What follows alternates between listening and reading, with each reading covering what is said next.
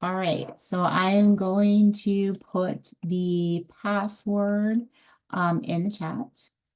Good luck, everybody. I know you're gonna do great.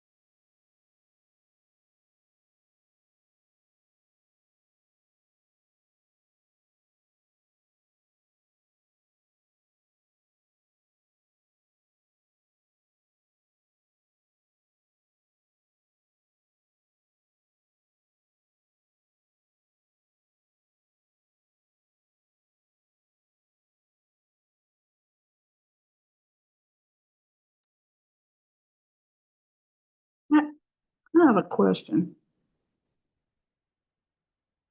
Okay. Sorry, I had to unmute. Yes, ma'am.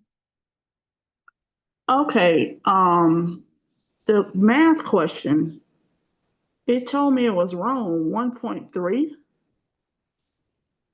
Correct. So I just sent an email about that. Um, Yeah, it's just making me more crazy, making me seem like I'm crazy. I feel that I do. So I'm just I've done the math myself. Yeah, So because it was 1.32 rounded to the nearest tenth, it would have been 1.3. yeah, 2.2 divided by the, I do it my way. the 2.2 divided, overage. Mm-hmm. yeah, divided by the 10, and then whatever that is, you multiply it by the 6, and it would have gave you 1.32, and then you round it to the nearest tenth would have been 1.3. Correct. It marked it wrong. Yeah. No, I know. I know. Um, like I said, I just sent an email about Okay. it. Um, so because I was like, I thought maybe I was doing the math wrong too. So always better to get somebody else's eyes on it. But yeah, as soon as someone mentioned it, I went right in, I looked at it. So yes, so I am Okay. seeking clarification on that right now. Okay, thank you. You're welcome.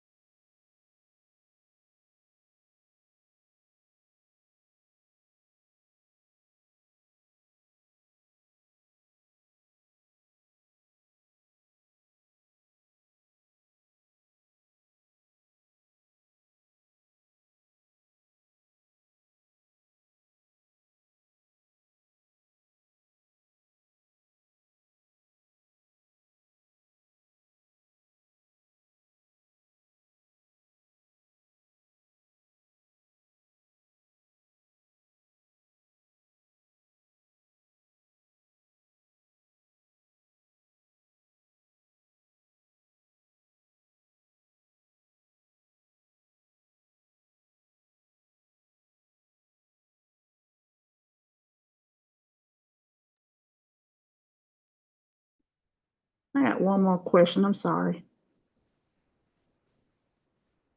Can you hear? I can't hear you. Yes, ma'am. One more on the quiz. I'm looking at it because I'm not. It's it say I want my staff to feel good and like me. Noted the nurse manager when talking to her supervisor. This is an example of which leadership styles. It wouldn't be democratic. Mm-mm. It's not. Mm-mm. Okay. Well, that's the only one. Okay. Thank you. You're welcome.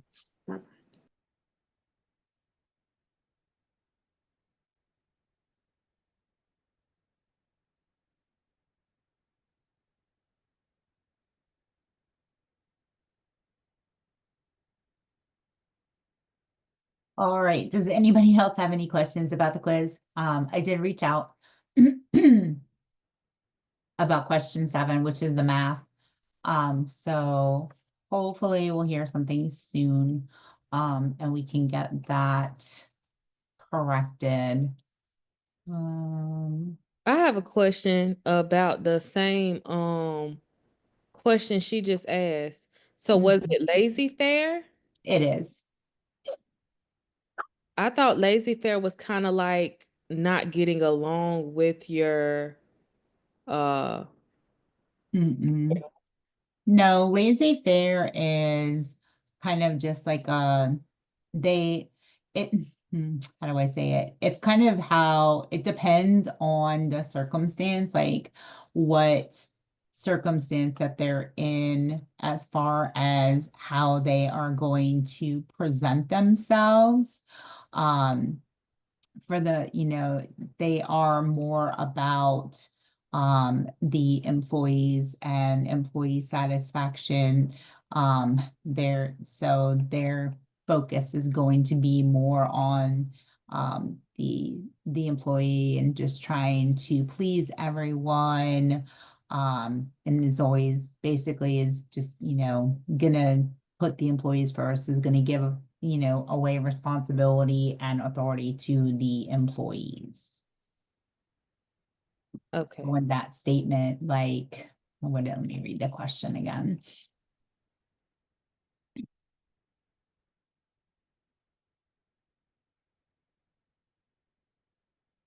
So I want my staff to feel good and like me, right? They're putting the employee, like they want everybody to like them. There's kind of giving away their responsibility. Does that make sense? Democratic shares responsibility and authority.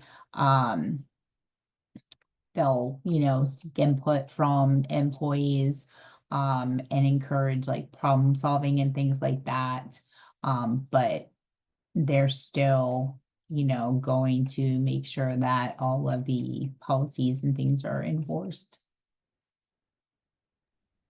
So basically, lazy fair is more so about establishing a relationship with your staff members. Yeah, trying to please Okay. everybody. Mhm. Okay. Okay.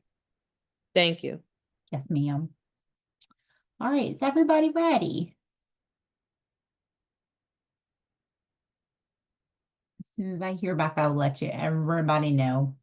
But I was getting the same answer y'all were, so I don't know if I'm doing the math wrong either. So I'm usually pretty good at math. So for this week's topic, we are going to talk about workforce and how to find a job and kind of things that, to expect, when you're getting ready to go out into the wonderful world of nursing, which is, right, the goal for everybody.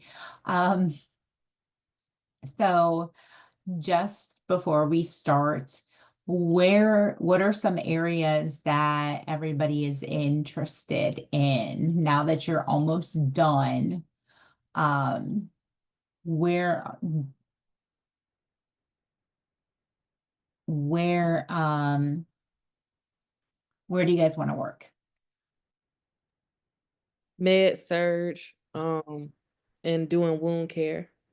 Okay, med surg and wound care. Awesome. Okay. I want to go to the ER. Who said that? Heather. Heather, okay. ER. Do, so in the area that you're in, do they hire LPNs in the ER? Yes. Oh, okay, awesome. That's very cool. Surgery or flight nurse? Okay, all right. What else do we got?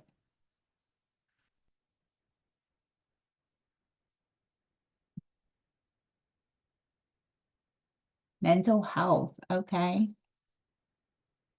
Another flight nurse. Anybody like pediatrics or no, Joel said travel, okay. So Joel, so in order to travel, where do you want to pick up your experience first?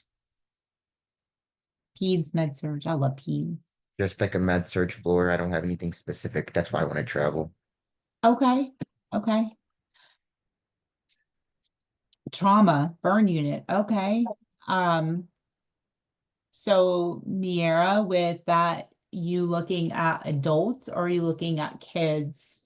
Adults. Adults, okay. Okay. Anybody thought about, oh, ED, then ICU, okay. So for flight nursing, definitely have to have that critical care experience for flight nursing. ER or OB? Oh, that's a big one. That's a big difference. ER and OB. Um, so nobody wants to work in long-term care. Nobody likes the old peoples. Aw. What about hospice? Do you want, okay, adult hospice, okay, adult hospice. What else was I gonna say? I forgot. All right. So, I mean, pretty diverse. Mental health is definitely something that mental health nurses are definitely something that is in need. Prison system, okay. And that's a good one too. My mom was I don't know, my mom was a nurse. My mom kind of did a little bit of everything as a nurse. She started off at a specialty hospital in Newark, New Jersey. And then she went to Florida and she worked in um, a state prison as a nurse for a while, and then she went into mental health and did a state psychiatric hospital in New Jersey. So I steered clear from psych just from her experiences but she loved the prison. She said that it was one of the best jobs that she ever had was working in the prison. So but all of y'all, I mean, it's good that you have an idea of what you want to do. And not everybody answered, but there's so much, right, that you're open up for as LPNs once you graduate and get your license and kind of get your feet wet, so to speak. And so some of the, oh, sorry, Brielle. Okay. So obviously long-term care facilities is one of the places that you can work. And so, as the trend goes, right, everybody's heard about the baby boomer generation. And so, there's going to be a huge amount of people that are by 2030, we're going to have a huge amount of people that are 65 years of age and older. And so there's going to be a boom in needed for long-term care as well as even home health for this population. And then if you, take into consideration, things like dementia and other, chronic illnesses that they may not be able to care for themselves at home, it's going to, they're going to need to be in long-term care. And there's also, even some of our younger people, middle-aged people that will, also, need to be cared for in some of those, long-term care facilities, especially if they have like rehabilitation as part of like our skilled care part as well. And so, there's plenty of opportunities in long-term care. Assisted living as well. Assisted living is a little bit different. There's they don't require the high amount of care that you would see in a long-term care facility as well. But there is, of course, still passing medications and things like that and providing some care. There's also independent living facilities as well, that, LPNs can help to provide some wellness services in that situation. What else? There's school. Anybody? So I only saw like one person say peds, but even like, school nurses. And it really kind of just depends on where you live. So like in Virginia, I lived in Hampton. And in Hampton, they only hired registered nurses to be school nurses. But in the next town over in Newport News, they had LPNs in their clinics. So it really just kind of depends on the area that you're in.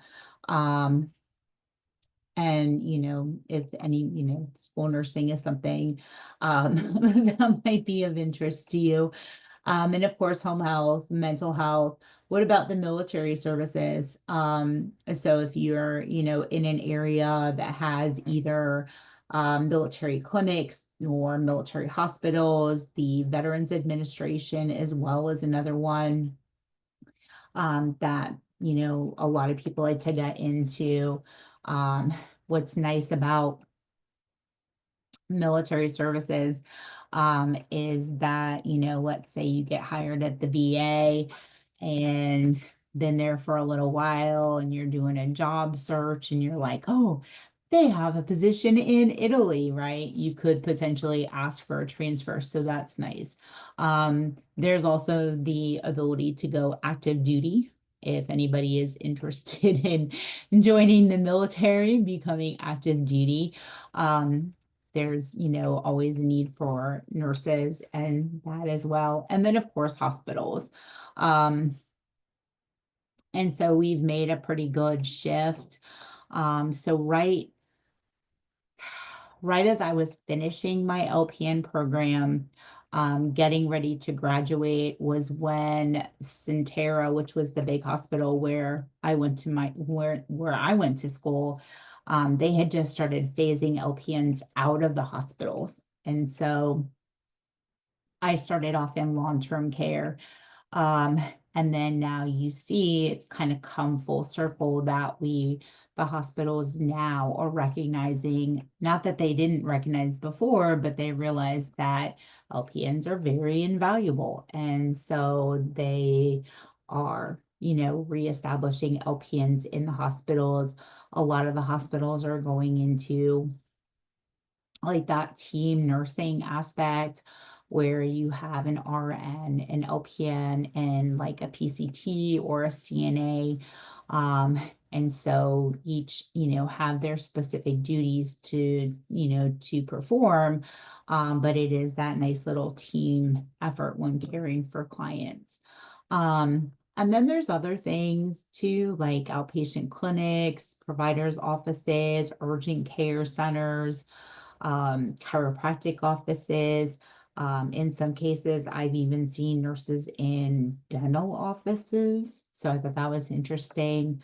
And then, of course, your hospice, your palliative care, private duty nursing, health insurance companies is another one. they hire, sorry, I'm trying to think of what, health coaches. Health coaches, as a wellness nurse or a health coach with an insurance company, um, you just kind of, help to navigate, do follow-ups, making sure that they're checking their blood sugars and more of that chronic diseases. So there's a variety of different things as well. Anybody want to go work in a coroner's office? I think honestly, if I had the opportunity, I think I would want to go do that. I think that would be really interesting.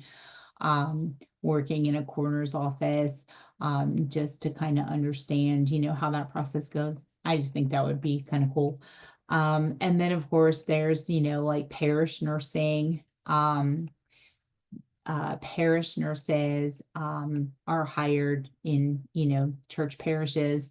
Um, and it just, for like basic needs of the community. So if you remember back in community and you learned about parish nurses, that is something that is, open to you as well. So there's a variety of things that you know, you have at your fingertips. So tell me, what are some personal attributes that new nurses need to have? Well, any nurse needs to have. What are some personal attributes that nurses need to have? Critical thinking skills, Okay, critical thinking skills, absolutely. Good integrity. Integrity, absolutely. Compassion. Compassion, empathy, empathy,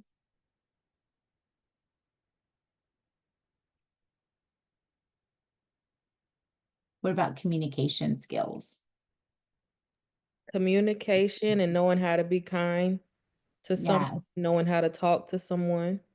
absolutely. Knowing how to talk to people, that is huge, right? Make sure that we're building that really good therapeutic relationship with our clients, right? And our coworkers and other members of the healthcare team. Um, and then of course, your observational skills, you're making sure that you know your Nurse Practice Act, right? And that you're following with that Nurse Practice Act. Um, what else? Client advocacy. Remember that part of it as well, being assertive, not aggressive. What about how do we manage stressful situations? Right? Are we calm and collected, or are we, freaking out when something goes wrong? Or somewhere in the middle. Right? Um, you know, it's, what's gonna, has anybody in their clinical experience through their program, has anybody experienced like a code situation or like a medical response within their clinical experience? No. Okay. Well, that's good. I mean, I'm glad that you haven't had that I did. experience. You did? How Yeah. did it go? Well, I didn't experience it, but I've seen it. The elderly had passed out because he was trying to poop and he was Okay. pushing hard. So yeah. Okay. So he's vasovagal. Mm-hmm. I've had that happen in a facility one time. It was when I was traveling and I was in one of the facilities, and they were in well, not the visitors bathrooms, but they were, up in the lobby bathroom. and the emergency light was going off. And so I'm like knocking on the door and I'm like, are you, I'm like, the door's locked. I can't get in to help you. And nobody was responding, but yet the emergency light was going off. So we had to call and we got the key, and the poor woman, she had vasovagal and fell off the toilet. And when she fell off the toilet, she was blocking the door and she had passed out. So we couldn't, that's why she wasn't responding. I don't know how she even, unless she was holding it just as like a safety precaution. And when she fell off the toilet, it pulled. But yeah, that was a pretty stressful situation because we couldn't get in the bathroom to help her. So, those little experiences. But yeah, I mean, so, think about some of the things, some of the knowledge and some of the things that you need to have as you're getting ready to graduate. Even things like organizational skills, time management skills, depending on where you're working and your patient load, right? Having those good time management skills is going to be really important. Another thing is flexibility, being flexible and willing to learn. You learn a lot of stuff in nursing school, a lot of stuff over the last 15 months of your nursing program. And it's really just begun. Once you pass your NCLEX and you get out into the workforce, you're going to learn so much more. You're going to, different, policies and procedures, your skills, even more so, more about medications, and disease processes, right? So always, be willing to learn. Raise your hand again, because I do not remember if you're going to go back and get your RN. All right, awesome. So are you going to work for a little while, get some experience? Yeah, okay. That's usually a really good way to do it. Is try to get a little bit of experience,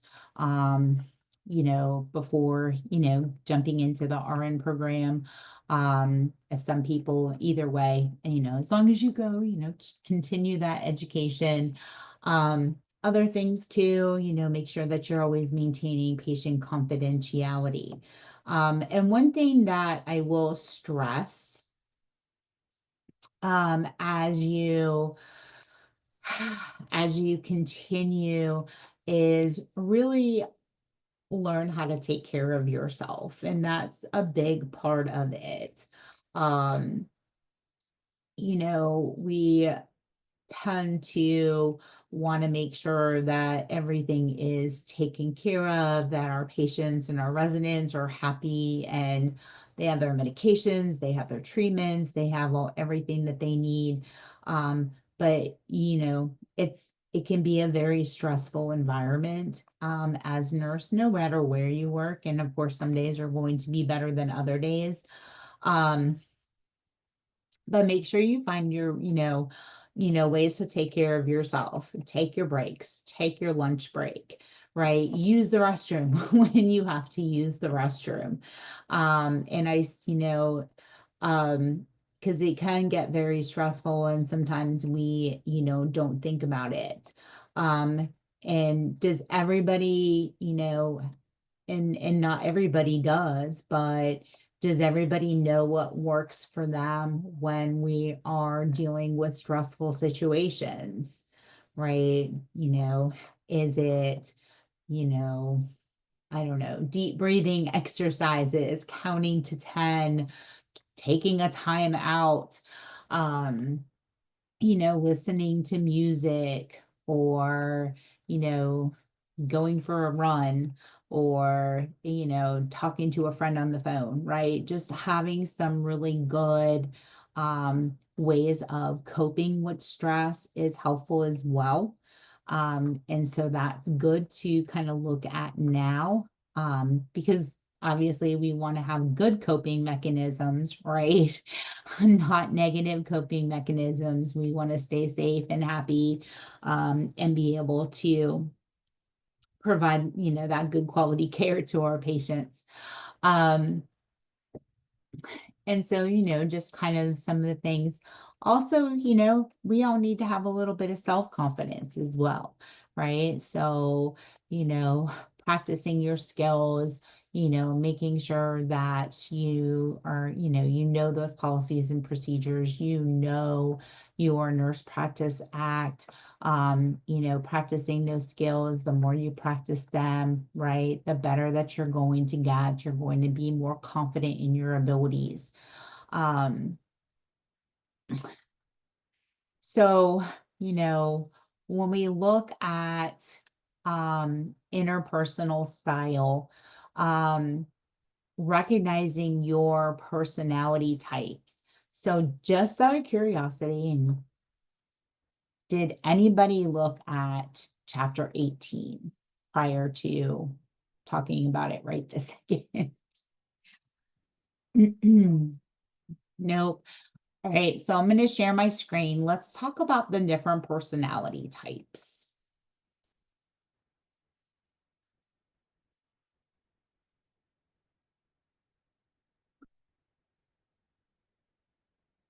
All right, can everybody see my screen, the PowerPoint? All right, awesome. All right, so, personality type. And so the 4 basic personality types, we have analytical, driver, amiable, and expressive. So the analytical type is highly detail-oriented, very, can make difficult decisions without all the facts, is perceptive, but may tend to be a little pessimistic, right? The driver type tends to be blunt, is objective, focused, is a hard worker, makes quick decisions, is independent, is considered like that can-do person.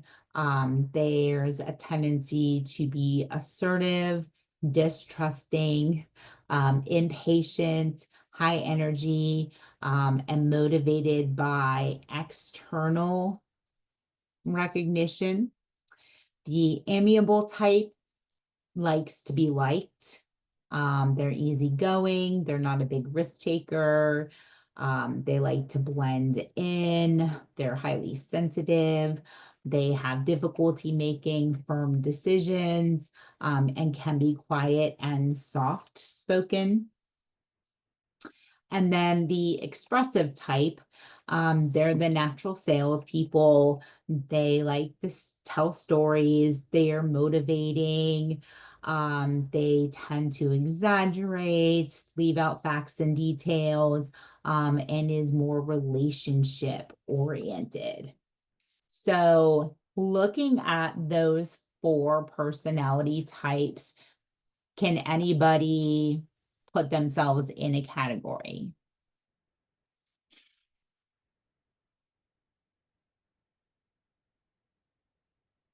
Or do you see yourself as maybe more than one?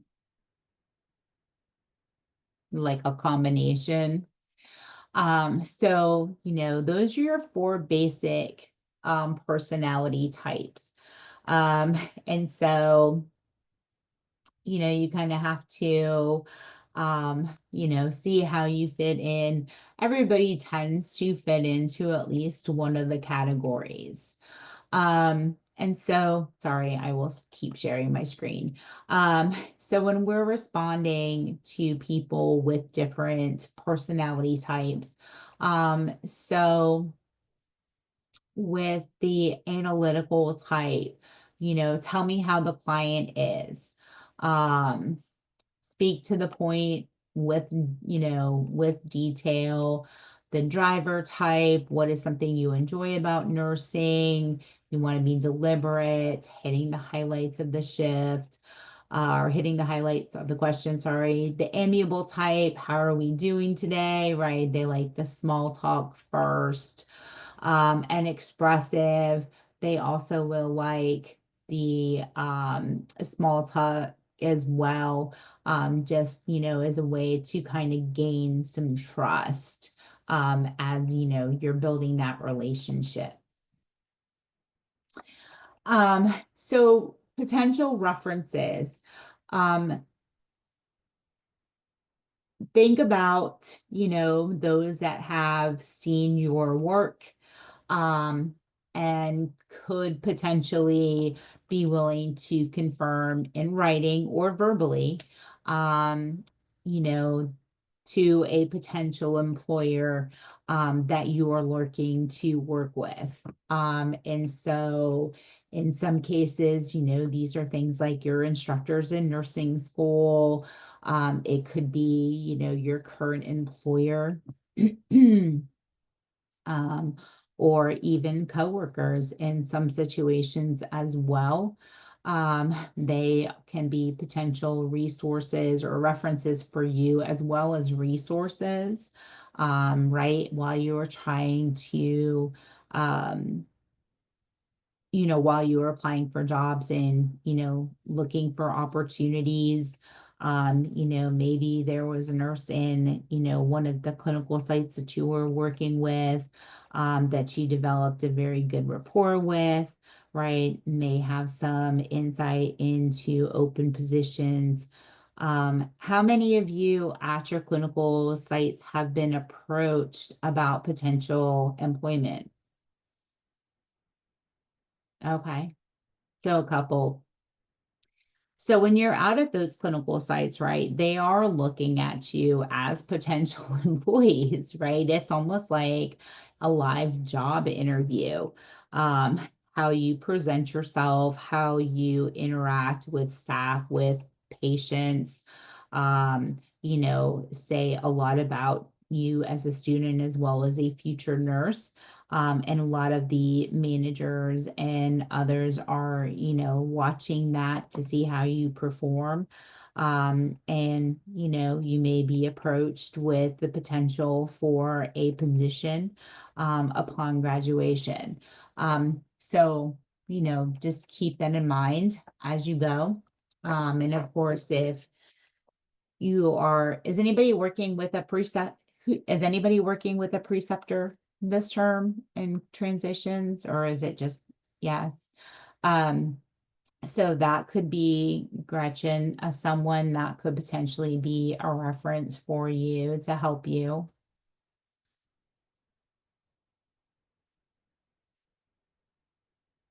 So, think about, that. Um,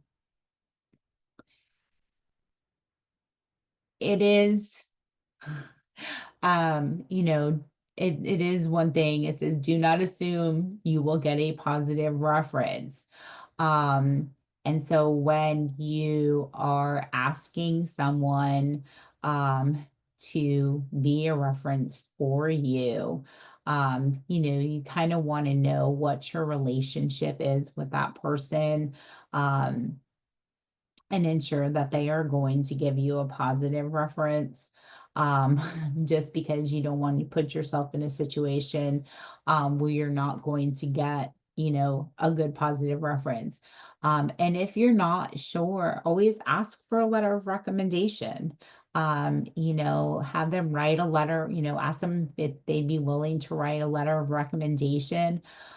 Because if they're willing to write it and sign their name to it, right, then you can almost, you'll know what kind of a recommendation that, they are going to give to you. But before you use anybody as a reference, ask them, don't just be filling out applications and throwing people's names and numbers on there, without them knowing, because there's nothing like picking up the phone and you're like, oh, we so and so used you as a reference, and you're like, okay, and it kind of puts them on the spot. So just kind of, make sure that you know who you're asking, about sending a reference to, so that you know that you're not setting yourself up for a potential poor situation. And then how do you get a job? So, you know, um, your job hunting network, family and friends is also a good way. If you already have friends that are nurses that are working in the field, family that are working in the field. They could be potential help for you to, land a position. There's also like on campus, right? You have career services on campus that can help you get your resume together, do mock interviews, and even send your resume to potential employers because the career services, right, they reach out to local employers to see what the needs are, which can, help. And they'll always contact you first. They'll be like, hey Heather, this is so and so in career services. This hospital or this facility is hiring for, LPNs. Would you be interested? They're not just going to like randomly send your resume without your knowledge. So that's always good to, look up as well.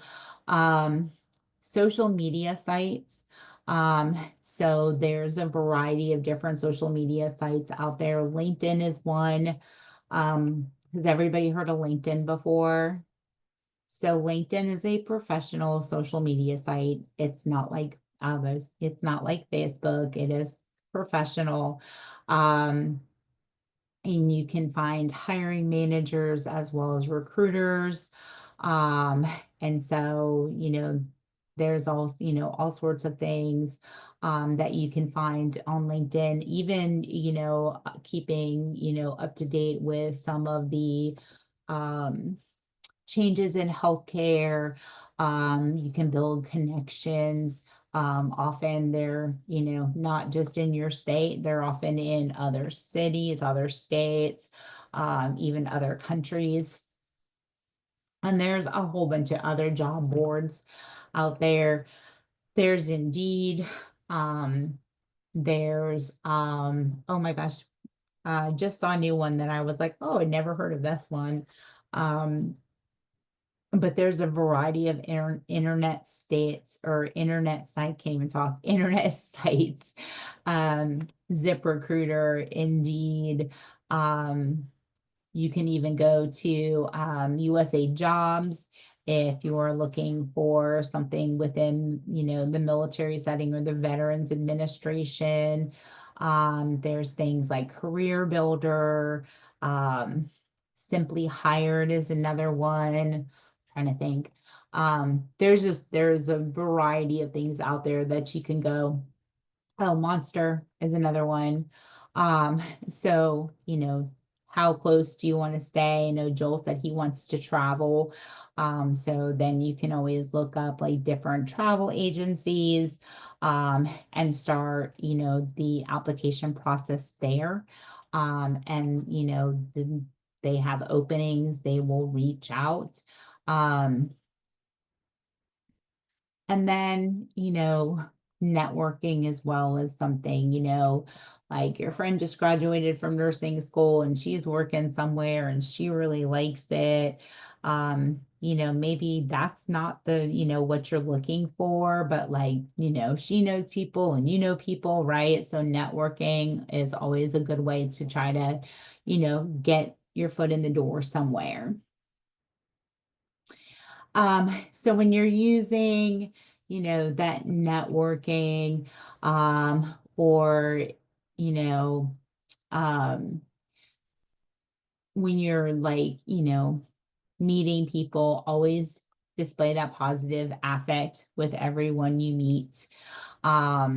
You also, once you, or if you're even working now in healthcare, look to your supervisors, and those that, you're currently working with that, and then, how to build your career, where to start kind of thing. Build relationships is also key. And this is, another thing too. And, I said self-care was important too. But, be willing to lend a hand without being asked. and that's key in nursing. You know, if somebody looks like they're overwhelmed, they're struggling, or just need an extra hand, you know, be willing to go and assist. Doesn't matter if it's a CNA, another LPN, an RN, right? Try to be, you know, always be willing to lend a hand. Um, when you get the opportunity after you have a little bit of experience, you know, mentor others. You know, you remember you know, I would say, I always remember when I was a new nurse, right? And, you know, had to work with, you know, my preceptors and those that trained me when I first started in nursing. And so they were good and they were not so good, right? And I'm sure we've all had, you know, supervisors or managers that maybe we didn't see eye to eye with, right? But this is your chance. This is your opportunity to be the supervisor, to be the mentor to somebody else that you would have wanted if you didn't have a good experience, right? And then if you did have a good experience, this is your opportunity to share that, right, with somebody else and make their experience good. Ask about facility committees. And this is going to be different no matter where you work. But like, you know, think about like the quality improvements, you know, other, you know, things that they may have, safety teams, and then join professional and community organizations. We'll talk about those as well. I want to jump back to like when we are working with, I'm going to stop sharing for a sec. When you are looking at your sites, like the social media sites like LinkedIn or Indeed, couple things that you should kind of be aware of. Don't add your current employer or supervisor to your network of contacts. You know, if you are currently employed, you don't want them to be in your contacts. If you start to look for something else, be very selective about adding coworkers to those sites, you know, either professional or social media. Um, don't post opinions about your employers, um, or, you know, can any off kilter, um, you know, beliefs. Um, don't announce your intention to leave your current employer, because that can lead to rapid termination. So everybody has heard of, you know, at will, right? Hired at will. And so, depending on your employer, you know, if you're on a website and, you know, you're posting that, you know, you're open for employment or you're looking for an employment, um, then that, you know, when you go to, you know, put your notice in, they may just take it at face value, or in some cases, right, you may not be employed for much longer. So you do have to take that into consideration and be very careful. You know, one thing that you don't ever want to do is burn any bridges. I know it seems like healthcare is a very large entity, but it is a very small world, believe it or not. Um, so just kind of, you know, keep that in mind, when you're, you know, using those sites.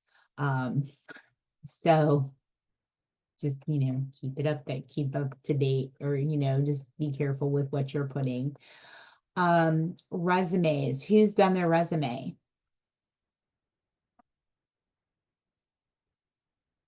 One. I've started mine. It's not quite done, but it's getting there. Okay. So who's, you know, so that's something to get up to date. Get your resumes written. There are, like I said, career services is there to assist you. You can, send your resume to career services. They can help you, fix it or tell you how to fix it, make sure that it is updated. And use school. I mean, school can go on your resume, especially if you have not had any prior healthcare experience or if you've not worked, there are plenty of students that have not had a job. They literally, just went to nursing school and now, this may be their first job after nursing or, their first job. So, writing that resume can, be a little overwhelming for some. Um, and that's okay. That's why, we have those resources available for you to write your resume. So writing your resume, and so, what are some things that you're going to put on your resume? Clinicals, experience. Clinical experience, absolutely. And so there's all sorts of different types of ways to write your resume, right? And so, basic resume, I'll share my screen again. Some basic resume things to remember. 2-page maximum, one is preferred. And so, there's a lot of people that have a ton of information. You don't want to go over 2 pages because in that case, a lot of times the rest, once you get past that first part, a lot of times the rest isn't even looked at or, read by the employer. Quality bond, white or off-white paper. And so this is if you're going to print out your resume, right? Carry it to an interview with you. You don't want any, any textures. You don't want designs or anything like that. Just a nice, off-white, white paper. Make sure that your resume paper as well as your cover page or your cover letter are both on the same paper.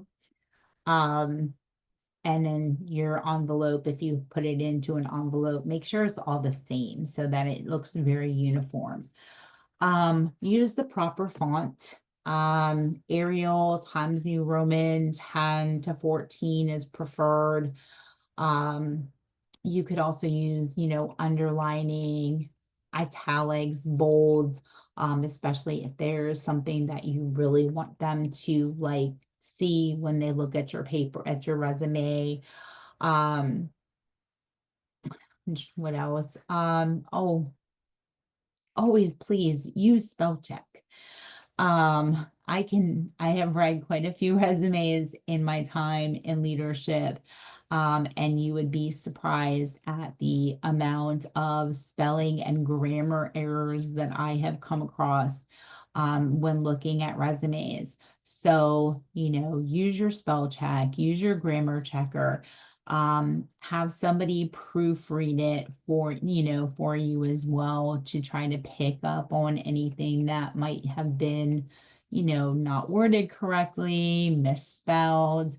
And then, if you're doing an electronic submission, obviously you're just going to use, whatever document style you chose, Word document.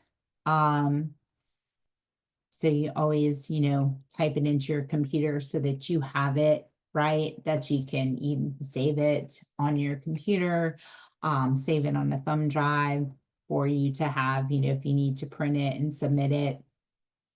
Avoid faxing your resume unless they request you to fax it. Emails, you can use email. And then balance space. And so, because, in some cases you're trying to fit a whole lot of information on that 1 or 2 pages, make sure it looks nice.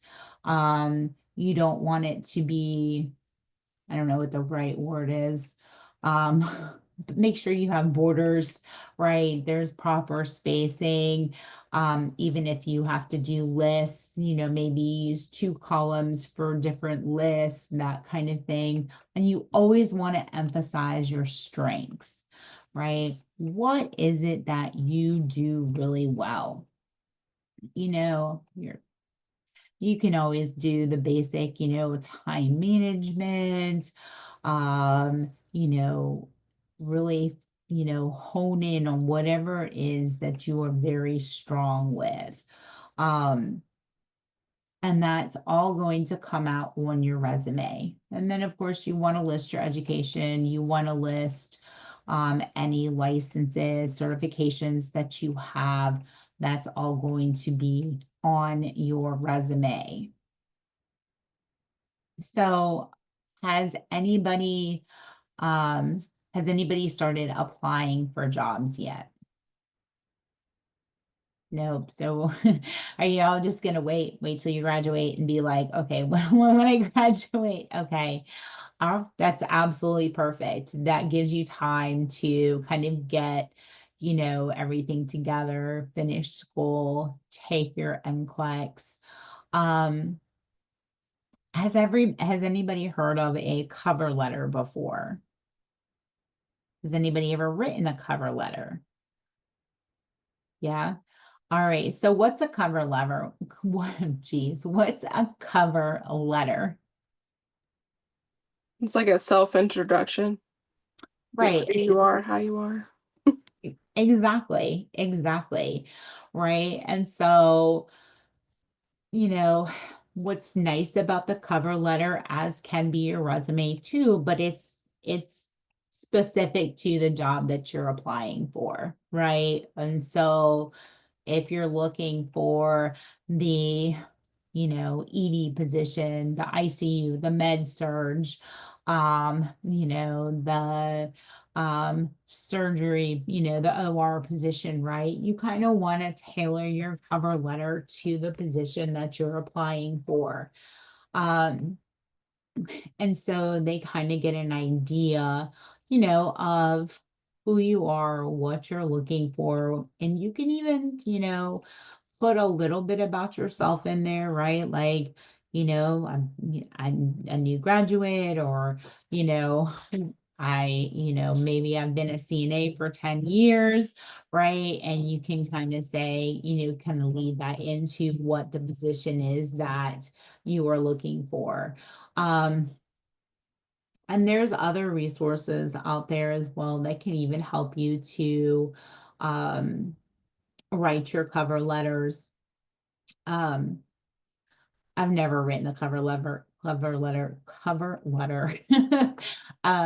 until probably within the last few years. I was, most places back when I first started, they, didn't really ask for cover letters. And so it was just something new for me. So I had to do the Google search and look at sample cover letters to kind of be like, okay. And I've seen variety of different styles of cover letters out there. So there's, different ways that you can write your cover letters as well as, and provide the information. Like I said, you want to tailor it to the job that you are looking for. So if you're med surg, like I said, you want to tailor it to, the job that you're applying for. I apologize, wrong word. Which then is going to bring us into the interview process. And so let's go ahead and take a break, and we'll start back up at 4.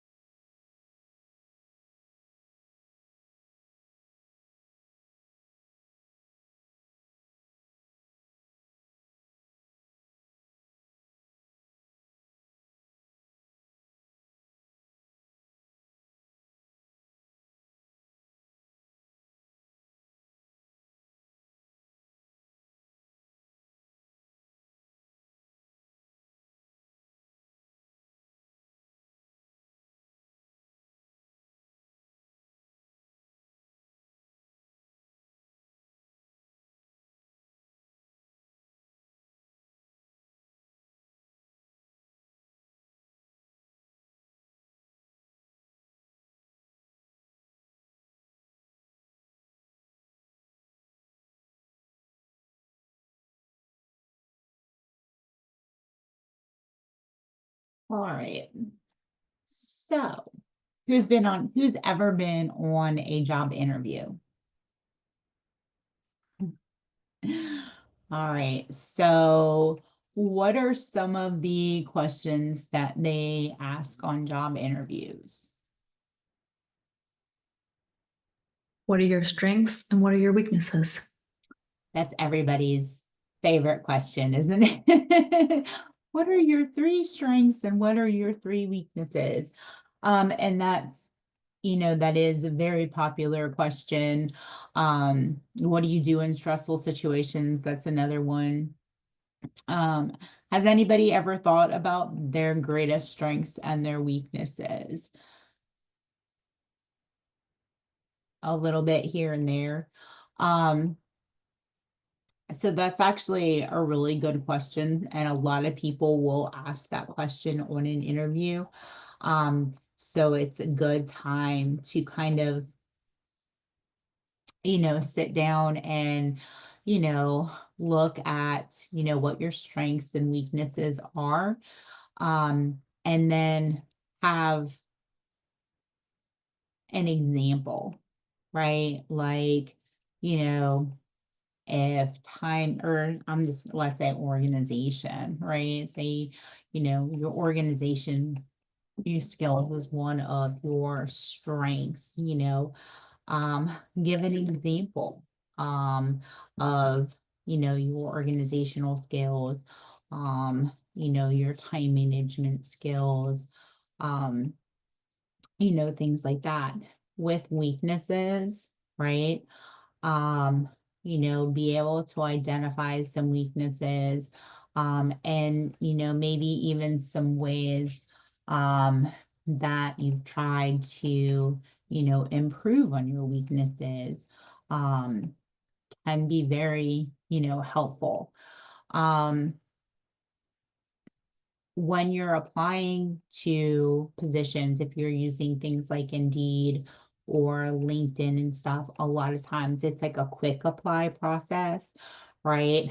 You'll, build your resume, and quick apply is just going to, it might give you like a couple questions to answer, like, are you, um, 18 years or older? Like, do you have a specific skill set? Um, and then it'll just automatically send your resume. And then depending on the organization. So, you may get a response from the organization that says, okay, we're going to set up the interview. You'll go in for the interview. And then if you make it past the interview, that's when you'll have to do the online job application, right? So it really just depends on how you are applying for the position and what the requirements are. Um, always make sure when you are filling out that application that you are answering the questions truthfully. Okay. If you've had, frequent jobs in the last few years, make sure that, you have a good explanation as to why you've changed jobs frequently. Um, and if you've had employment gaps as well, right, make sure that you can, give good reasons as to why there's employment gaps. Like, if you haven't worked in the last 15 months because you've been in nursing school, right, that's a pretty good reason why you've had a gap in your employment. Um, some people may have decided to, have children and stay home, and, that's an employment gap as well. So kind of just, have an answer as to why those, you've had gaps or frequent changes in employment. And then we get to the interview. There are good and not good questions in an interview. Excuse me. So I'll share my screen again. So here are illegal questions that employers may ask you. And these aren't all inclusive as well. There's other things like, they, You don't have to answer questions about your age, about your religion, your marital status, your children, workers' comp injuries. They can, they're not supposed to ask you about any of that. And so other things, have you been hospitalized within the last 5 years? In a good way, right? I don't have any health problems that would interfere with fulfilling the described position, right? Have you ever been on workers' compensation? And so you can, apply NA, or just simply say you're able to perform all of the prescribed job duties. And then, do you have a criminal record? And so this answer, you need to be honest and factual. You know, I like this. I've received a speeding ticket, but I've never been convicted of any misdemeanors or felonies, or you paid for your error in judgment, you know, or maybe you had a misdemeanor when you were younger, right? You do want to be very just, honest and factual with that. If those questions do come up, because you also don't want to evade those questions. So what are some things, I'm going to stop sharing again. What are some things that you should do when preparing to go into an organization for an interview?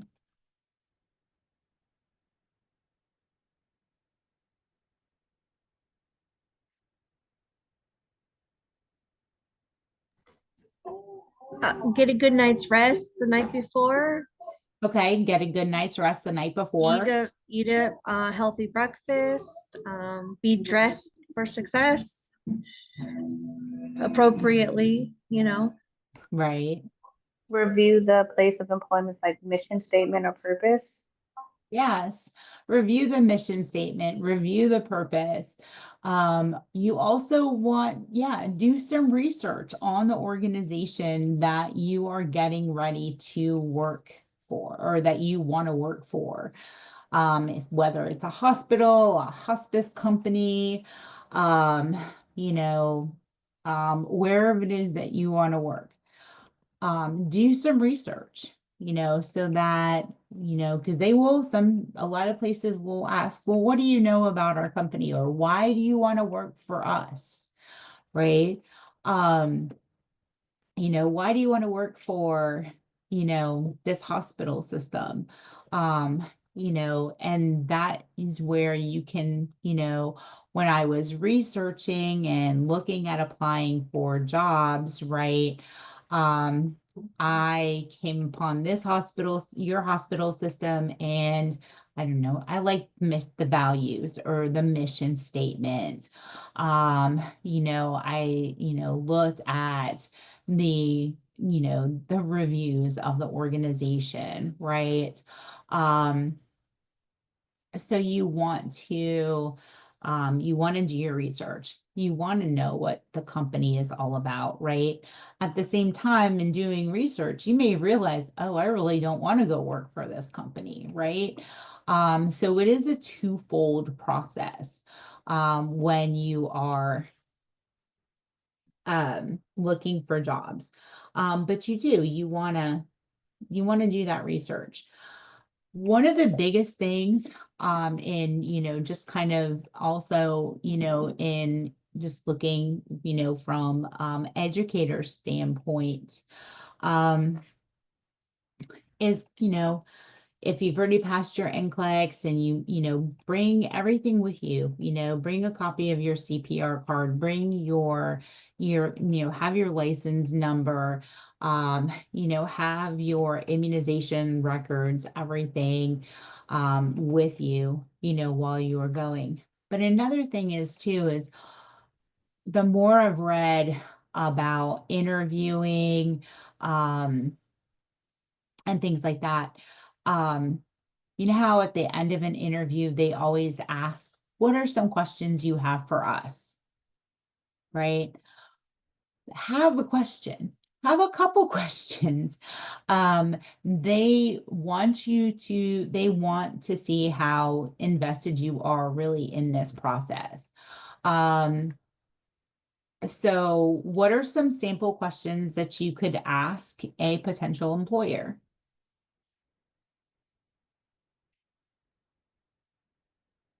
The culture at the job.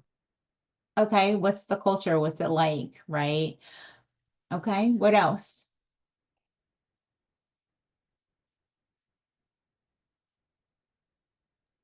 What like a typical daily assignment looks like for a nurse. Okay, what is my what is my assignment going to look like? Absolutely. Am I going to have 30 patients? Am I going to have 5, 6? Like what's my patient load going to be? Absolutely. What else? You're getting ready to start a job. What do you want to know? Well, they say before you even go to the interview, you should know the pay so you don't even waste your time or theirs. So Yes. In a lot of cases, that's true.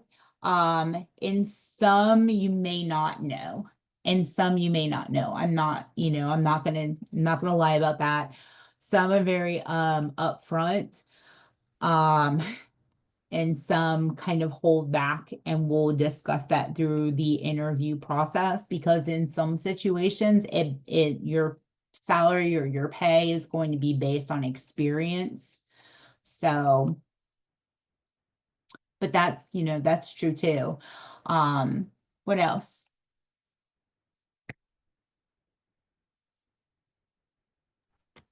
What I kind of benefits they provide? Benefits. Okay. Sabrina. I always like to ask like what the average like employee and like employment status is there. And I like to ask that because if the average person's been there, 5 years, 10 years, 15 years, it clearly just indicates that that employer treats their employees really well. But if their turnaround rate is like, the average person is only there for a year, then that to me can kind of signal a red flag. So I always like to ask that. And you bring up a really good point. Um, that is a really good point. Turnover rate is huge. So I agree. That's a good question to ask. What are my shifts going to be? Are they 8-hour shifts? Are they 12-hour shifts? Right?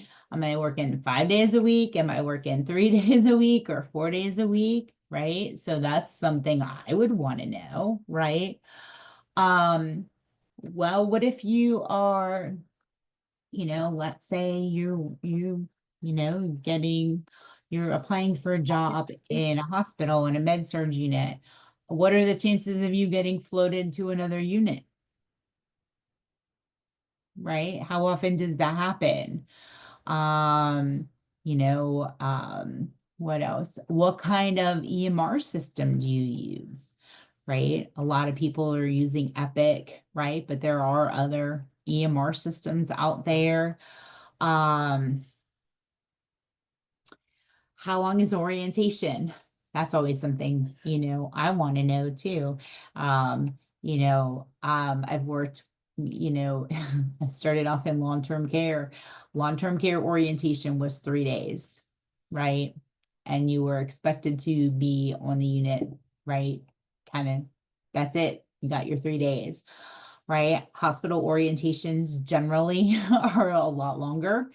There also may be other opportunities for you within that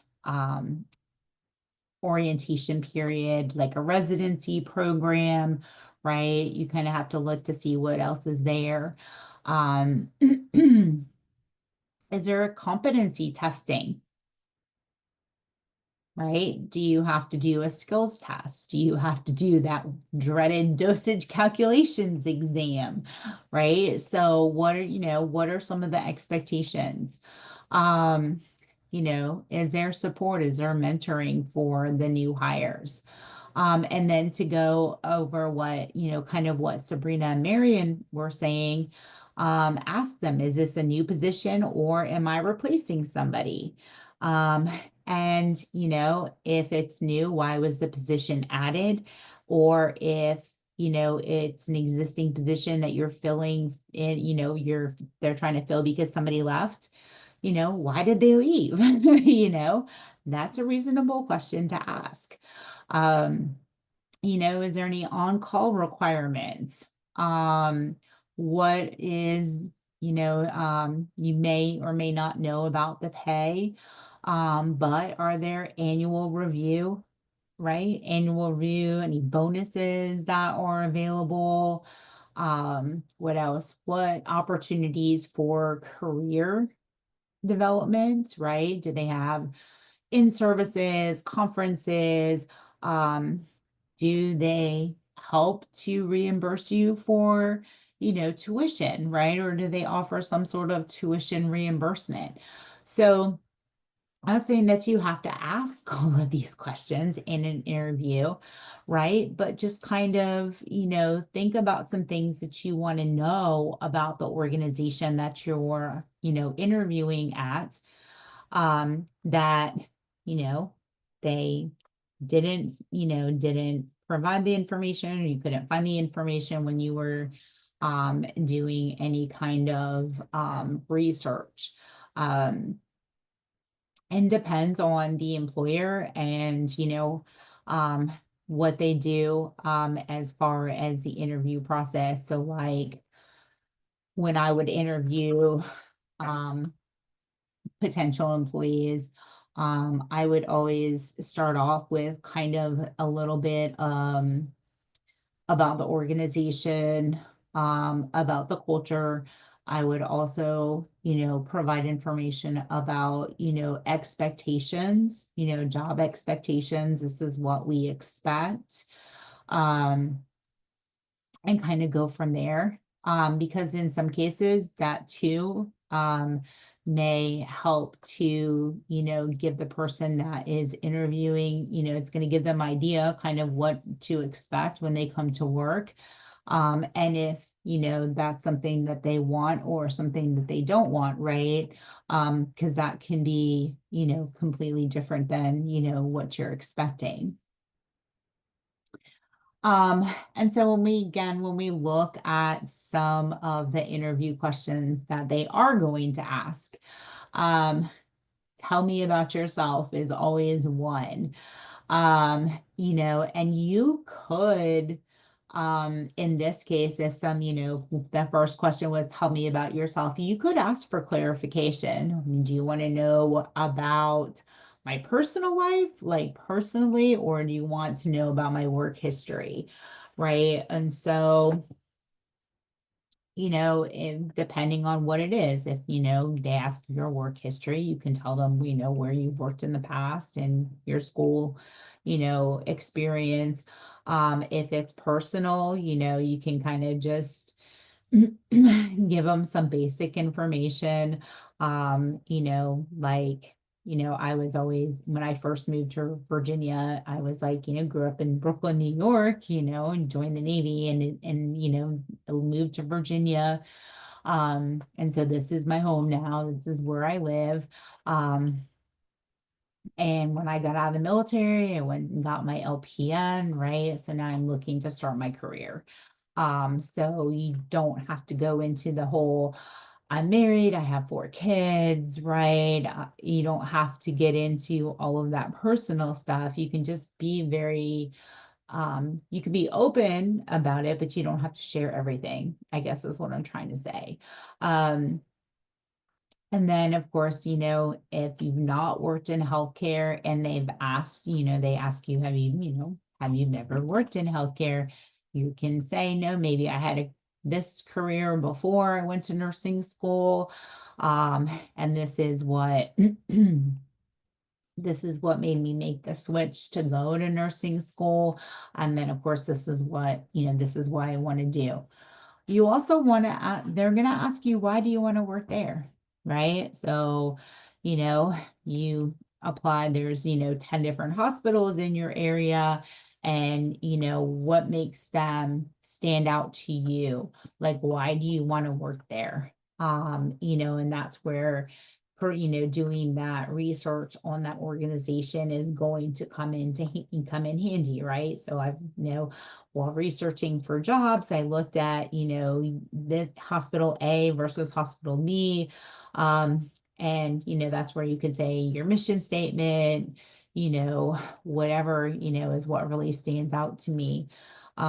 You know, and it also could even be like, you know, it's close to home, you know, and don't have to travel very far, right? It's so there's a number of things. What motivates you? So think about this. Think about, why are you becoming a nurse? Right? And so avoid the I want to help people. Okay. That is the generic answer for, you know, pretty much across the board. What motivates you? Why you really want to be a nurse? You know, and everybody is going to have their own story as to why they chose to come to nursing school, to become a nurse and to take care of people. And so use that as an answer, right? So try to avoid the I just want to help people, and really, you know, provide a really good substantial answer for that question. And then ask about their, you know, if they ask you about previous or past employers, like, you know, why did you leave your previous employer? And so, you know, in your cases, you know, your new grads, you'll be new grad LPNs. And so that, in a sense, if you're not working in healthcare, or if you are working in healthcare and don't plan on staying where you are currently working, right, you can use that, right? Um, you know, I'm just now finishing school. I'm getting my, you know, my nursing license, you know, want something with more responsibility to, you know, enhance my job skills and, you know, things like that. If they ask you about previous employer, this is where you need to make sure that you're not saying anything negative. All right. So, you know, you don't want to say, it was a horrible place to work and I didn't like anybody I worked with. All of that stuff. You just want to be very politically correct and say, you know, I enjoyed my work there, but, you know, I'm looking now for other opportunities to, you know, I don't even know a good one. You're just looking for better opportunities, right? So that you can grow professionally. There you go. You know, clinical skills are going to be important. You know, making sure that, I know that you guys are getting ready to graduate. But if there's opportunities for you to practice your skills, take opportunities to practice your skills if they have like an open lab, or if they have, you know, an instructor that is willing to, you know, help you and go over your skills. You know, especially if you've not been able to do them in the clinical setting. This way, you know, the more, right, the more you practice, the more comfortable that you're going to get to do them. And then, you know, why do they, you know, if they ask you why they should hire you instead of somebody else, just, you know, be prepared for that question. That's where your references are going to come into play, right? Making sure that you have really strong references. When you know, when are you available to work? Be honest. If you could start right away, you know, start right away. If you're currently working, then, you know, be sure to, you know, be honest. You know, I need to give 2 weeks notice to my current employer. I need to give 30 days notice to my current employer, whatever it is. And so one thing, I will be, I've learned in my long career, not just in nursing, but in, life before nursing.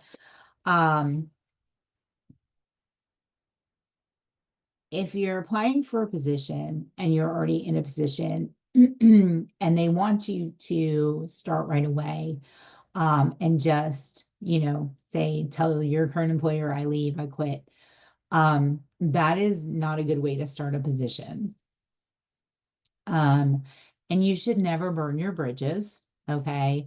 And it is a matter of professionalism and respect, whether or not you like your previous employer or not. Because you never know what could happen in your life, that you may need to return to your previous employer at another at a later time. And so avoid those traps. Make sure that you want to maintain your reputation, your professionalism. And then of course your strengths and your weaknesses.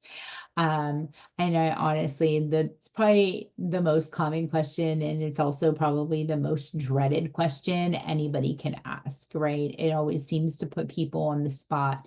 And that's why I said, think about it now before you start going on interviews. What are some ways that you can answer that question? And that way too, if you already have an answer prepared, you're going to look a lot more confident, right? And rather than having to sit there and, think about what to say. So those are just some things, to think about. And then what are your long-term goals? So I already asked, like how many people are going to go back and get their RN? What is it that you want to do? So if you get that job as on the med surg unit as a LPN, you can be, I want to be an RN, I want to be a charge nurse, I want to be a supervisor, I want to be a manager, right? I want to continue to move up. And that's okay, right? Because people need growth, right? And, other things like, how do you approach doing things that you don't like to do? That's a big one for a lot of us. You know, not every aspect of nursing is roses, right? We often have to do some stuff that we don't like to do. And so you kind of just have to think about how you would handle situations like that. How well do you work under pressure? That's another thing that we have to look at too. Some of these, your EDs, even your med surges, depending on your med surge, your ICUs, trauma units, right? All these things that you listed, flight nursing, mental health, right? They can have some very stressful situations that arise in all of those areas. And so how do you work under pressure? How do you make sure that you can get your job done in the 8, the 10, the 12 hours that you were there? How are you with dealing with difficult patients, or even some cases, family members, right? Because it's not just about the patients. And so, we kind of have to look, you're going to be able, answer questions like that as well. Are you willing to work overtime? And so, how are you can ask, how are you compensated for overtime? What's the maximum number of hours a nurse can work in one straight shot? Anybody know? Is it 16? 16. Yeah. Right? So you can't work more than a 16-hour shift. And that's, board of nursing, right, policy. So that's something too, you gotta be mindful of. If you're working in like a state position, like your prison system, in, you know, mental health facilities, a lot of times they will have mandatory overtime, right? So you know, that is something that you may need to ask about in your interview. You know, is there mandatory overtime? Because if you have children, right, those are going to be some issues that you may run into. Right, how are you gonna, you know, do you have somebody, if that were to happen, right? Do you have someone that could pick up your kids from daycare, whatever the situation may be? What if, you know, if they ask to contact your current employer? This is something that, you know, you can say if you have a firm offer, then, you know, then you can contact my current employer. Because, you know, that gives you a chance to go ahead and talk to your supervisor, your manager, right? Put your notice in, so that they're aware of the situation, right? So it's not a surprise. Um, And so just, you know, some ideas. Um, Another one they like to ask, and this one, yeah, I don't like this one either, is how do you deal with criticism? Right? And so, you know, was there a time or describe a time that you had, you know, that you were criticized for poor performance? Um, And so one of my favorite lines is feedback is a gift. Okay. And so, you know, when you're, you know, underperforming or you didn't do something as well as expected, um, you know, things like that, you know, feedback is a gift. And of course, constructive criticism, it is always, it's not always easy to receive, right? However, it's in how it's presented to you.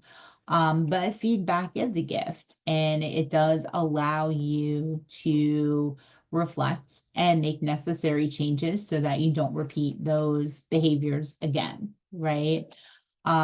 So think of, you know, some situations where you may not have, you know, lived up to par and someone has had to give you some of that constructive criticism. So it's okay, you know, it's in, you know, all of these things are, you know, just things to ponder on that you may or may not hear. And you know, there's also, they may even ask you situational questions, which those, you know, you don't always get to prepare for because in some cases you really won't even know what the situation is that they're going to ask, right?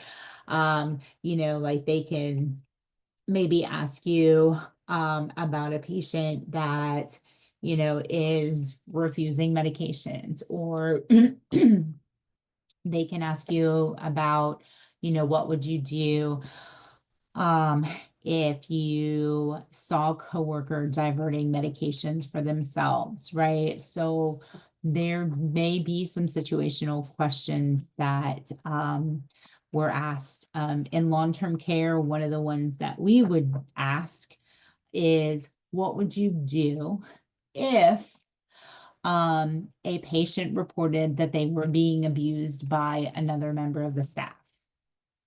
Right. Now at CMS and state, there's specific guidelines that have to be followed. And if they are not followed, then as the person hearing the information, which say it was myself, then I would be in a significant amount of trouble, right? So these are just some situational questions. You know, what would you do if you had a patient that was standing up in your face, screaming and, you know, telling you what a horrible nurse in this facility is horrible? Like, you know, so think about some of the situations that could occur. And then, you know, if you've been in a similar situation and maybe it wasn't in a healthcare facility, but like even, prior to me joining the Navy, I was, my mom owned my mom owned a bar when I was growing up before she went to nursing school. Okay. So customer service I've been doing since I was young. So, even as a waitress, I've been yelled at, right? Like, it doesn't matter what field, right? You can take those experiences that you've had, right, in dealing with difficult situations, stressful situations to try to assist you and answer some of those questions. Does that all make sense? And so we talked about getting ready for the interview and being prepared to answer the questions. Other things that we can do. That initial impression is made in that first 30 seconds, right? And so a lot of that initial impression is basically what you look like and how you present yourself, right? So personal hygiene, I can't stress this enough. Good hygiene, shower, right? Put deodorant on, avoid the heavy perfume sprays and things like that. You want to make sure, you don't want to overpower them with, perfume and things like that. Make sure your hair is arranged in a moderate style. If your hair is super long, pull it up, right? I mean, you can wear it down. I remember my oldest daughter, when she applied for her first nursing job, she wore her hair down. And one of the questions the interviewer asked her was, will you be putting your hair up when you come to work? And I was like, she asked you that? And she was like, yeah. And she was like, oh yeah, my hair will be up. But like, just that was one of the questions that they asked her. And so, for guys, make sure you're trimmed. If you have a mustache or a beard, that it's, well groomed. Nails. I know this is one of those things. Okay. Nails should be short, clean, manicured. I would avoid the fake nails, the loud, colors. You know, most healthcare facilities, I would say almost pretty much all of the healthcare facilities have specific regulations regarding nails. I will tell you that, some organizations push it harder than others. And I'm sure you, in your clinical experiences, you've seen all sorts of things. Okay. But if you're going for an interview, less is more, okay? So keep your nails short. If you smoke cigarettes, try not to go into your interview smelling like cigarette smoke. Make sure your teeth are brushed. You don't eat an onion bagel right before going into the interview, right? And then make sure that, your clothes smell clean.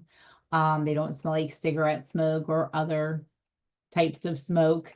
And then, your interview clothes should be appropriate, very conservative. You don't want a whole lot of cleavage, you don't want to wear tank tops. You want to look very nice when you go in.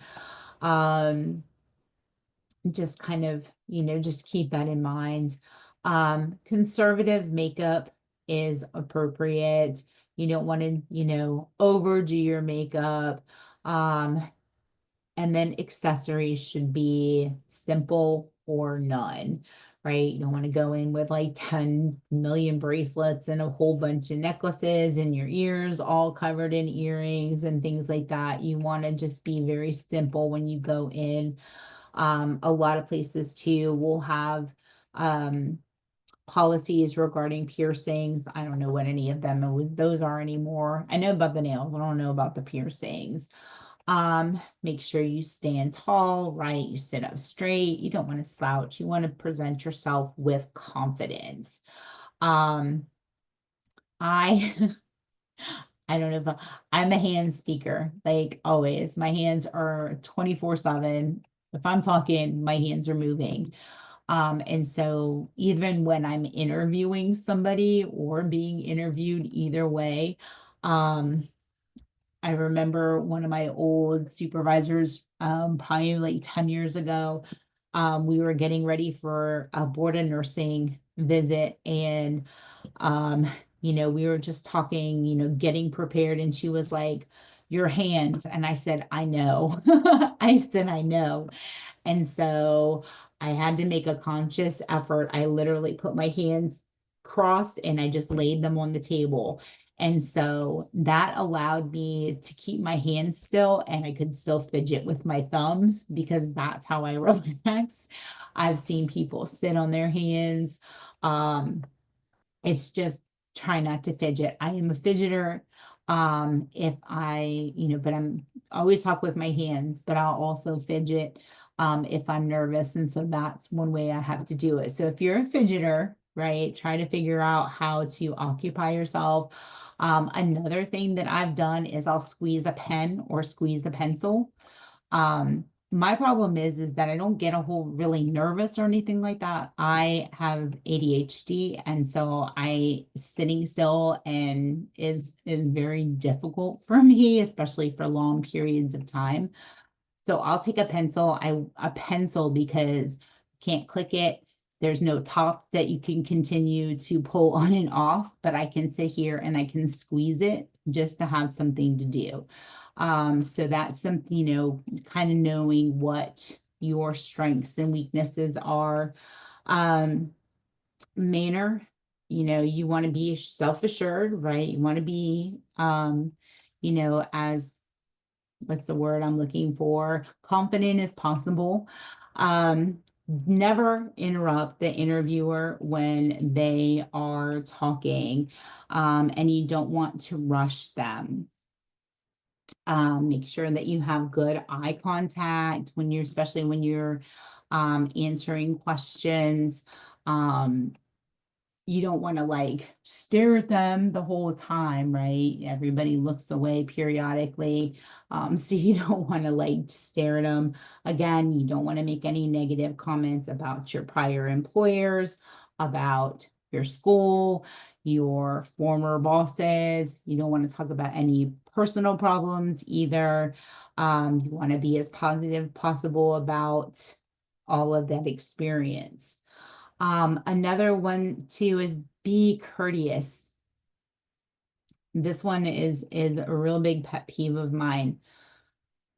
Arrive at least 5 minutes early. Don't show up a half hour early. Don't show up, an hour early. You want to 5 minutes is a good amount of time, even if you have to stay in your car for a little while before you go in. If you arrive too early, that makes the interviewer feel rushed. So you want to be, 5 minutes is usually a good enough time. Turn your cell phones off or leave them in the car. You don't want to be in an interview with it dinging because of text messages or ringing, right? You want to make sure that you're giving them that undivided attention. Muting isn't going to do anything because then you're still going to get that vibration. So be very careful. Make sure that if you're waiting in a waiting area, right, when they come out to get you, you stand up, you smile, you shake their hand, give a good handshake. If they don't want to shake your hand, that's fine too, because I know some people still don't do handshakes since COVID. If you have sweaty palms, when you get up, kind of just wipe your palms slightly down your hands or your thighs, right? So that will remove any moisture. And then, all of the other things that we said, make sure you get a good night's sleep the night before, right? You don't want to wake up with bags under your eyes, although, and again, like I said, avoid smoking before going into the meeting. And if you are, a super nervous person, you don't like interviews, ask for career services to do some mock interviewers or mock interviews. Sometimes too, they'll have some people, managers and others from the local hospitals and other organizations that will be willing to come in and do mock interviews, right, to help you prepare for the process. So don't feel like you're on your own with that. And then other things, don't be surprised if you have to do a physical, your drug screen, your background checks. That is all part of a normal process, especially with healthcare.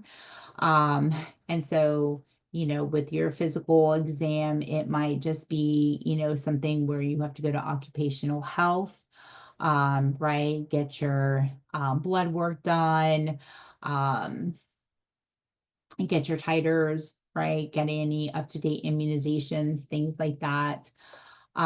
They can ask you about your past medical history. If, they're doing a physical exam as well. So make sure you have any, prior history. If you've had a workers' compensation injury or anything like that, you want to be upfront with that. Drug screening. If you're on a medication, make sure that, you have prescription for the medication, that you let your employer know prior to taking the drug screening that you are on specific medications, and that you have, the documentation behind it.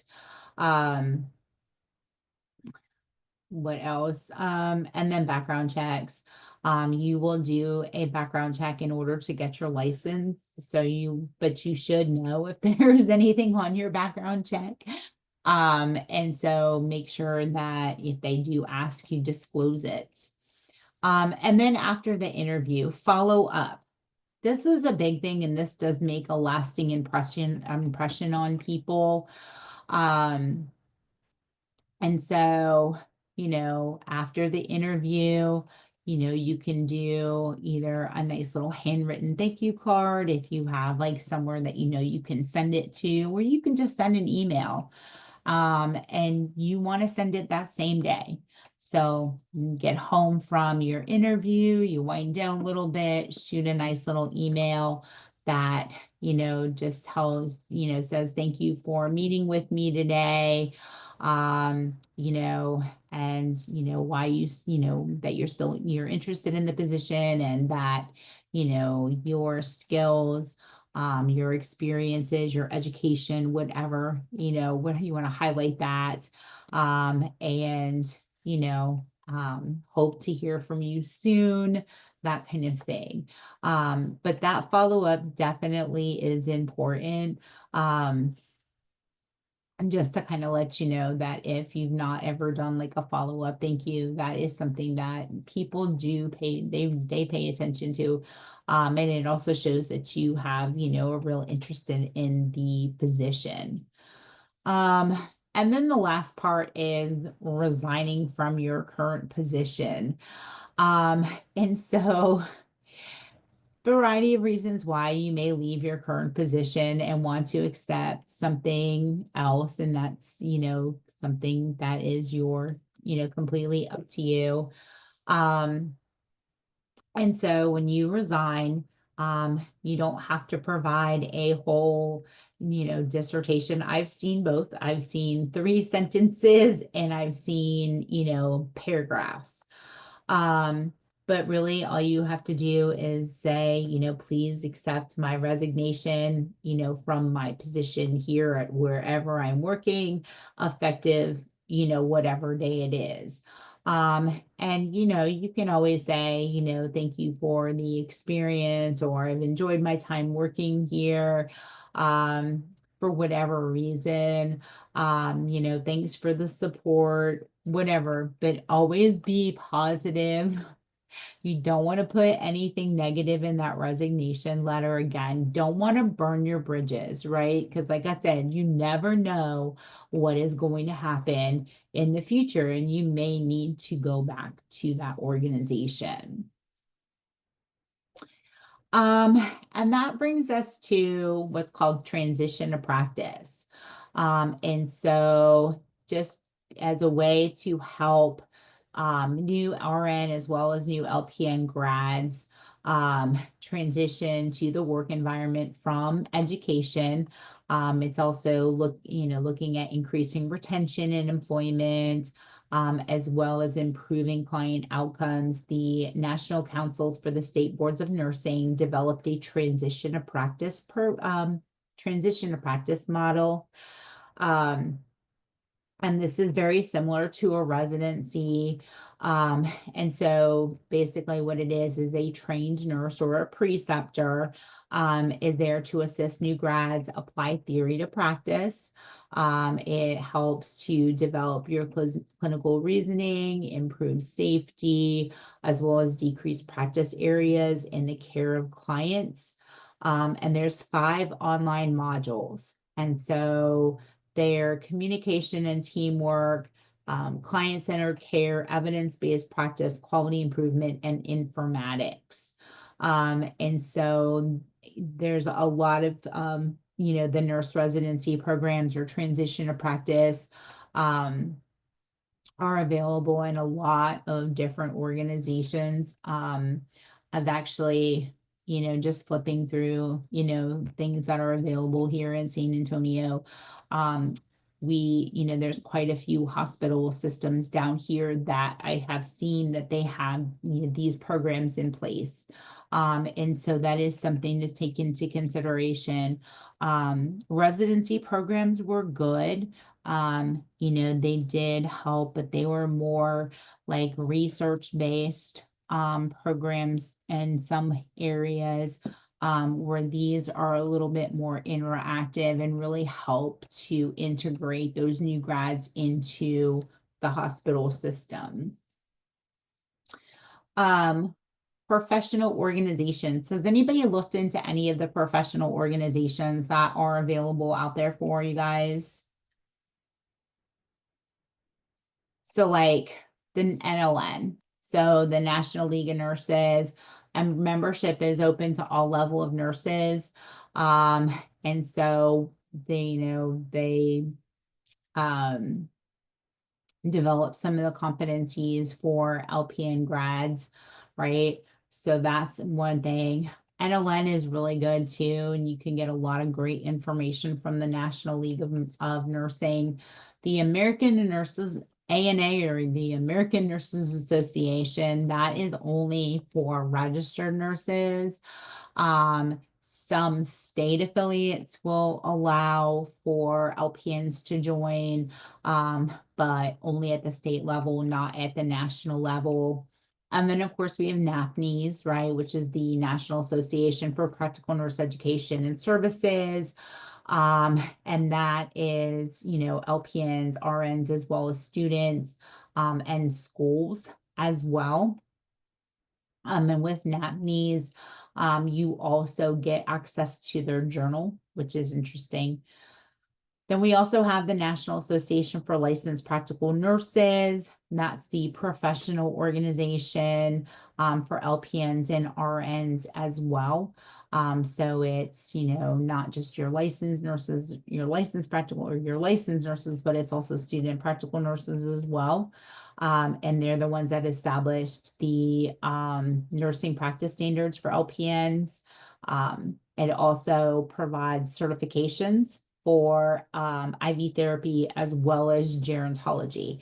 So if you decided that you want to go get your IV certification, then you would go through the National Association of LPNs. Same thing for gerontology. You can get your certification through both of those organizations. And then other types of continuing education. So remember, once you get your nursing license, right, it's good for 2 years. You still have continuing education that you need to do in order to renew your license. And so the number of continuing education credits is going to be determined by your state board of nursing.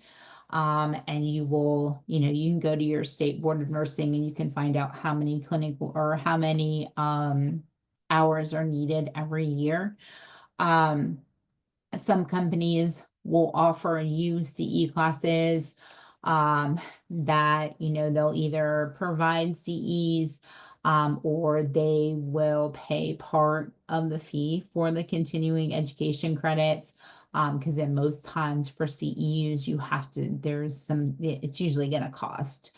There are some sites that will offer free CEUs, but most of those they're going to be like an hour. And so I think it's like, I can't remember how many hours you need to renew your license. So, too many different states, but, just make sure you know how many you have to have. Most organizations will have in-service training as well. So like your yearly bloodborne pathogens or your, you know,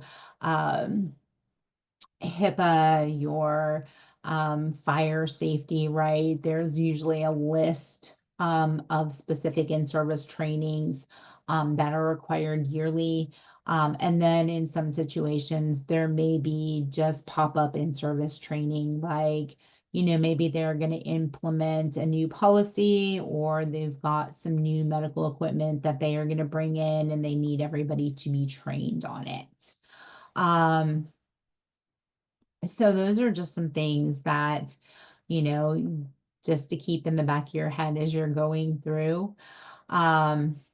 And then, just to stay up and practice, there's all sorts of things like there's Medscape, there's podcasts, that you can continue to, enhance your knowledge about, what's new in healthcare, what's current in healthcare. So there's a variety of resources out there for you to kind of just keep up with your nursing knowledge. What else?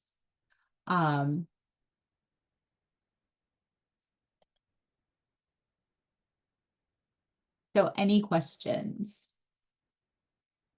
Has anybody looked to see what the renewal requirements are for your states?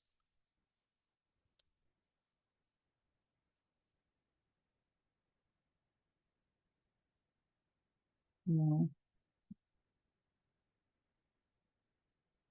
I was gonna look real quick. Let's see.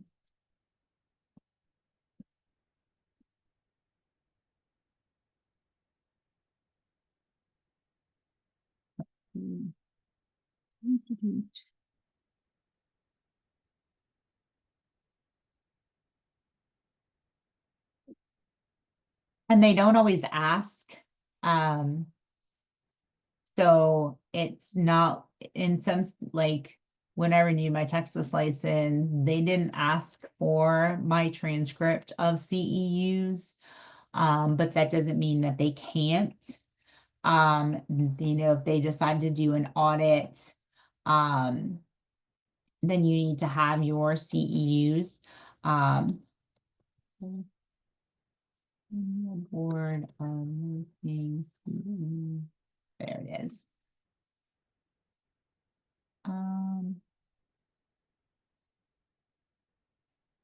That's not it.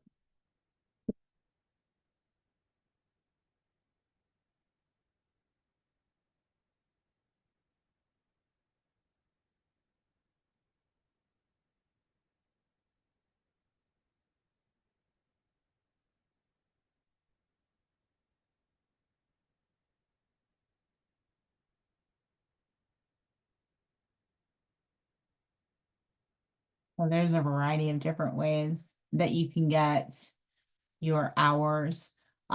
So you would go to the Virgin or whatever board of nursing it is and look it up. You look up your CEU credit or CEU requirements.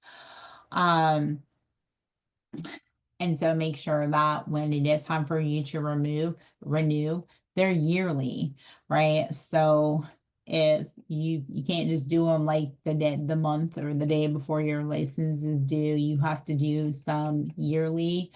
What I did is what is it called?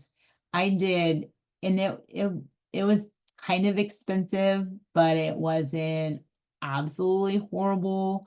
I did, what is it called? Nursing CE Central, I think is what it's called. And I think it was like, you could do it, for a year, or you could do it just specific. And I think I did $39.95 or $49.95, something like that for the year. But you have access to unlimited amounts of CEU credits. And so what I liked about it was, you could pick your state's renewal package. And so give you like every year, it gives you whatever amount of credits that you need. And so when I was living in Virginia, I was able to do I did the Virginia bundle and as well as the Texas, because my license is out of Texas. And so I was able, for the one flat fee, I was able to do both state bundles. So I met my CE requirements and didn't have to worry about it. Plus, you also have a record. So if you're anything like me, my husband fusses at me all the time because I'll do trainings and I'll have all these certificates and I'll save them to my desktop, and then they're all over the place and I can't figure out what I'm looking for. And so with this, I can just go in and I can log in and I can view my transcript. Not saying that's the best way to do it. Just saying that you have a lot of options, but you want to make sure that you are getting your CE credits, so that you're not, having to scramble if they do decide to audit you and ask you for any of your CEs. What else? All right, any questions? Has anybody looked at any of the like organizations? Like, has anybody gone to like NAPNI's? Is anybody interested in doing the IV certification? Yeah. I've never been the best at IVs. Like it's interesting because, and I used to start them all the time. And maybe it's because I started off in long-term care, and in long-term care, some of the older people are just very hard sticks, no matter what you're trying to do, blood draws or IVs. And so I would say I was about 2 for 3 when I was in long-term care. So for every 3, there would be 1 that I would miss. Peds is hard as well to start IVs. Little people aren't exactly very easy to start IVs in as well. And they made me a lot more nervous. I Than don't the think adult patients. we're allowed to do that to anyone under 18 as an LPN. If you depends if you have a certification. I don't know Well, about we have it through our program, and they told us that we're not allowed to. to do under 18. Yeah, What state are you in? Ohio. Okay. So yeah, that's just, yeah, little people. I love my little people, but yeah. So yes, okay. I didn't know that. That's interesting. Yeah, it's Um, weird, but yeah. But yeah, so not that peds, like I said, peds are a whole different ball of, they're a whole different little group. But yeah, I mean, if there's, certifications like wound care certification, who is the wound care? Who said they wanted to do wound care? Miera. And so look at the requirements for the, what is it? CWA, the Certified Wound Ostomy Nurse, the CWOCN, I think is what it's called. Try,